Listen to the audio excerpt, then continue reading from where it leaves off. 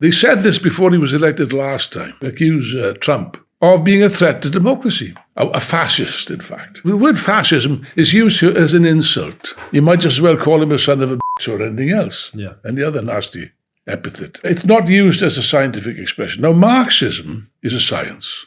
And we Marxists, like any other scientists, we have our own scientific terminology. Fascism is a very precise thing which we define as a specific form of reaction. It's a mass movement of the petty bourgeoisie and the lumpen proletariat, which is used as a battering ram to smash the working class movement, to smash the trade unions, to illegalize communist and socialist parties and liberal parties also, to destroy democracy, yes, and to institute what? A totalitarian fascist state, which is a strong state, with the secret police, the Gestapo, the concentration camps, and all the rest. Trump was elected in 2016. Is there anything that he did which bears the slightest resemblance to any of these things? Did he illegalize the trade unions? He did not. Did he take away the right to strike and demonstrate? He did not. Did he illegalize any party? He did not. He didn't even remove people as candidates, which they tried to do against him. It's just a straight lie. If Donald Trump has got any kind of ideology,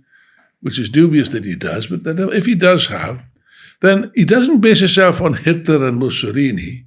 He bases himself on Roosevelt. Theodore Roosevelt, Teddy Roosevelt as he was known, before the First World War. That's his model. Free market capitalism, no taxes or low taxes, and the state, far from a strong state. Trump is not in favor of a strong state.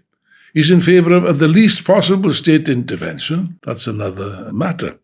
But certainly, whatever else it might be, it's nothing in common with fascism. You know, I can respect a group that I disagree with philosophically and oppose most of their stances when they are intellectually honest. The Revolutionary Communists of America are intellectually honest. They don't go for intellectual stupidity in any way, shape, or form. While I disagree with their stances on ICE, I disagree with their stances to be a communist party, because I disagree with communism, period. But they, as you heard at the beginning of this, these folks are willing to be honest about who Trump is. They're willing to point out what the Democrats did wrong and why they oppose the Democrats. They're intellectually honest. I mean, that's the only way to put it. And we're going to show you something, though. They're calling for standing up against ICE in a way that is interesting. In all honesty, I do consider it interesting. It still makes you know what both the federal government under Trump and what law enforcement have to deal with when it comes to this political party. But I want you to listen to this next video that I have, and then we're going to go into a little bit about this party, because until I heard another YouTuber talk about this group, I'd never heard of them. Also, if you don't mind, YouTube right now, for some reason, is doing a soft ban on me. It's a little annoying. I could use your help a little bit in getting the word out. I am almost to 500, and I'm hoping that when I get to 500 subscribers and get my hours in, which what I just saw, what they're counting towards it, I'm approximately 65 hours away and 6 subscribers away from being able to start the monetization process. So I would very much appreciate if you could share, like, all that good stuff. So let's get into this next video. It's interesting. It's their stance on anti-ICE. Howdy, y'all. This is Paul, the Redneck Thinker. What we have here is a channel to communicate. I want you folks to be thinking by the time you leave my videos. Why? Because I'm tired of people talking via what other people tell them to think. So, watch my video and enjoy the chance to think for yourself. To smash ICE, we need a revolutionary communist party with roots in every city. Thousands of workers and youth across the Los Angeles area have hit the streets in spontaneous efforts to stop ICE raids. Across the country, militarized federal agents armed with assault rifles and tear gas are raiding workplaces and immigrant neighborhoods. Masked ICE officers are ambushing and brutalizing ordinary workers on the job. This violent campaign of terror is an attack on the entire working class, calculated to distract, divide, and instill fear. Trump wants to appear tough as he stumbles from one failure to another. He promised to raise living standards for American workers. Instead, he is plunging the economy into a crisis that risks spiking unemployment and inflation, and planning to cut Medicaid and other essential services. So Trump needs a distraction, but he's playing with fire. It's been 5 years since the George Floyd uprising sent Trump hiding underground into the White House bunker. His provocations risk igniting another mass movement. Some protests have reached over 10,000 participants. In response, Trump federalized 2,000 National Guard troops and sent in 700 Marines. California Governor Gavin Newsom complained about the blunt force and purposefully inflammatory tactics of the Trump regime. Like other Democrats, he simply prefers a more surgical approach to terrorize immigrant workers. No matter which party is in power, an anti-immigrant policy is pursued. The Democrats' cynical public posturing is pure deception. Obama and Biden each deported more people than Trump did in his first term. Newsom himself has proposed barring immigrants without legal status from receiving health care through Medi-Cal. Neither party is here to serve us. The only defense against these raids will come from the workers themselves, and the militant mood that has erupted in the face of these raids is a sign of things to come. But as the experience of 2020 shows, mass spontaneity on its own is insufficient to effectively fight against the armed bodies of the state. What is needed is mass working class action and organization. These protests should be staging grounds for the coordination of mass assemblies. Neighborhood defense committees like those seen during the George Floyd uprising should convene across LA and anywhere else threatened by ICE attacks. Democratically elected councils should be formed and linked up to coordinate protests and strikes nationwide. Most of the munitions being used on protesters are produced in California. Delegates from these councils could reach out to munitions factory workers and call on them to lay down their tools and strike. Organized labor should step up into the fight and coordinate a class war response, including protests and strikes. Already, the state has come down hard on labor. Cops beat up and detained President of the California SEIU, David Huerta. He was hospitalized for a head injury. The SEIU has 700,000 members just in California. They could spearhead a mass movement against Trump's attacks. Nationally, the AFL-CIO could mobilize millions of workers in solidarity and launch a drive to organize the unorganized, documented or not. The only way a movement can be organized effectively is if it is led with class war methods. To smash ICE, we need a revolutionary communist party with roots in every city. Through nationally coordinated action, such a party could obliterate all barriers preventing the workers from winning political and economic power. The revolutionary communists of America are building such a force. We stand shoulder to shoulder with our class in the fight, not only against the racist and xenophobic administration, but against the entire rotten capitalist system it serves. We fight for the immediate and unconditional legalization of all undocumented workers, an end to all racist immigration controls, and for quality jobs, healthcare, education, and housing for all.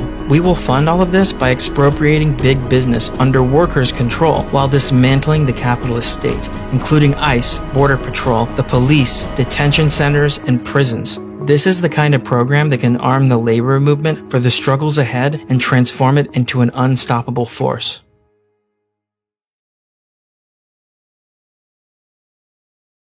I'll let you determine your own thought process about what you just heard, because I'm for ICE. I'm for putting a situation back into control of the U.S. This isn't about being against legal immigration. It isn't against workers, because actually workers are being hurt by this, in my opinion. But this group is an interesting group anyway. They consider them, when you're researching them, they're kind of considered a cult of personality around Robert Bruce Avakian.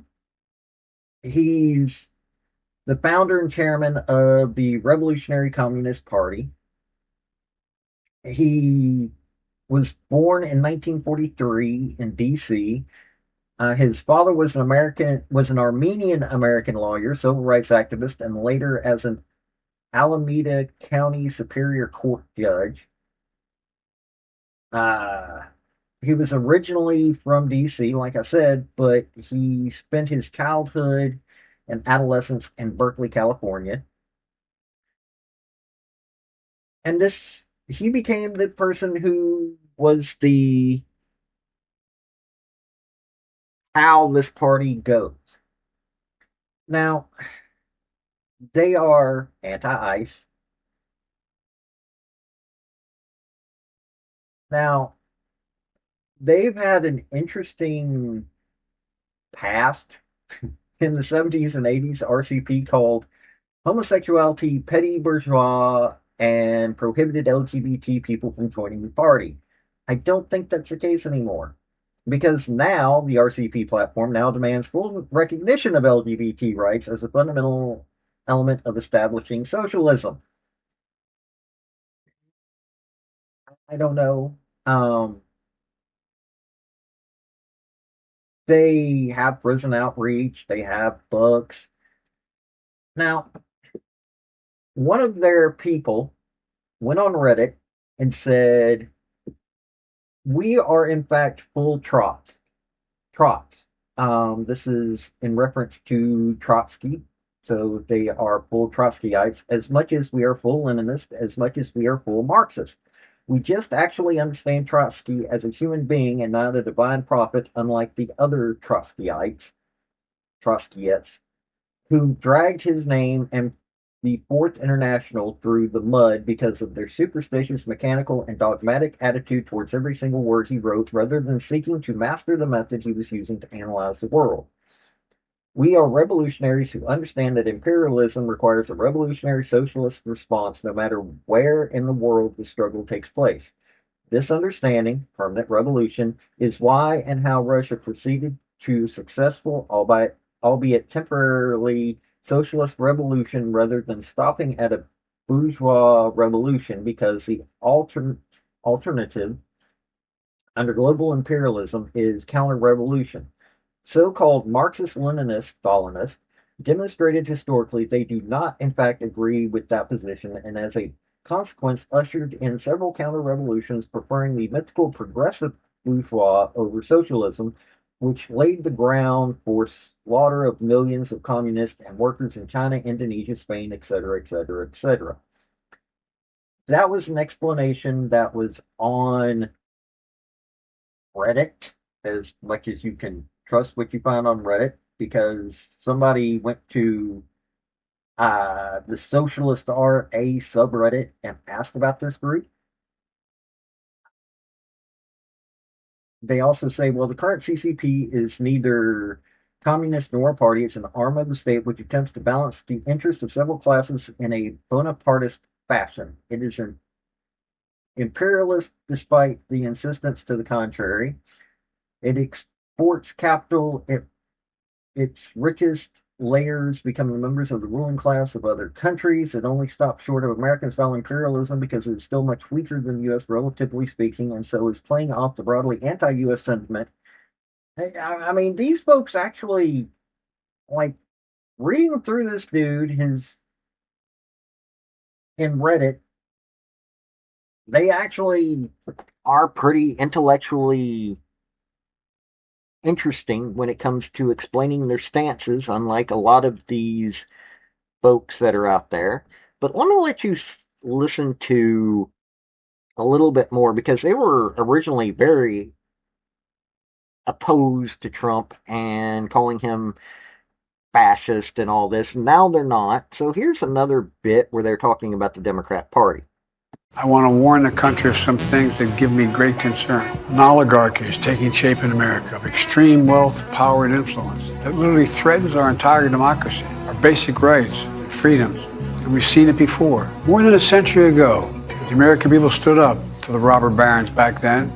He's referencing the Gilded Age, which now people are saying the Gilded Age is back. You basically know the names and addresses and faces of the billionaires that control the government. But the thing is, this is nothing new. So-called bourgeois democracy is precisely a democracy of, by, and for the ruling class, the millionaires, the billionaires, the Fortune 500 CEOs. That's what the essence of the government has always been.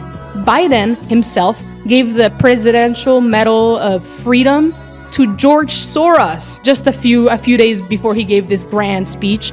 Kamala Harris had the backing of many more billionaires than Trump did. This was the most expensive election ever, with I think it was like $16 billion that were spent on the election campaign, and the Democrats basically doubled the spending of the Republicans. This is what democracy is. It's democracy for the rich. Barack Obama's cabinet was basically handpicked by Citigroup. They sent him an email giving him recommendations for who should be in his cabinet. So this was always the case. But it's true that the number of billionaires in Trump's cabinet now, obviously Elon Musk's wealth alone accounts for a huge portion, but you put it all together, it's like nearly $500 billion in these 13 billionaires that he's collected in his cabinet. That's more than the GDP of the vast majority of countries on Earth. So again, you have this anti-establishment sentiment that he was campaigning on. Now it's coming to the White House, and it's really culminating in this very not anti-establishment kind of force. So there's a lot of billionaires to go around for both parties in American capitalism. We need to overthrow all of them. I have to give this group this. They took their stances and they went, why do we stand for what we stand for?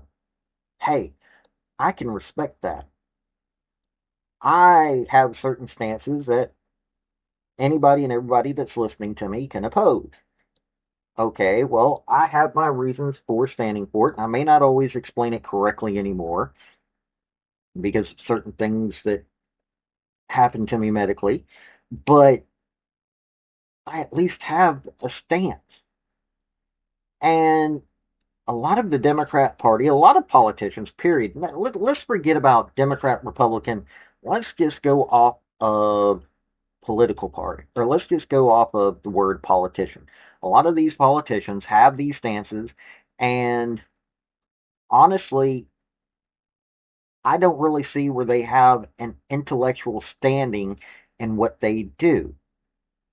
They really don't. They follow the leader, and it's not necessarily what their voters want. And I can respect that the folks of these revolutionary communists of America actually take an intellectual stance on what they do.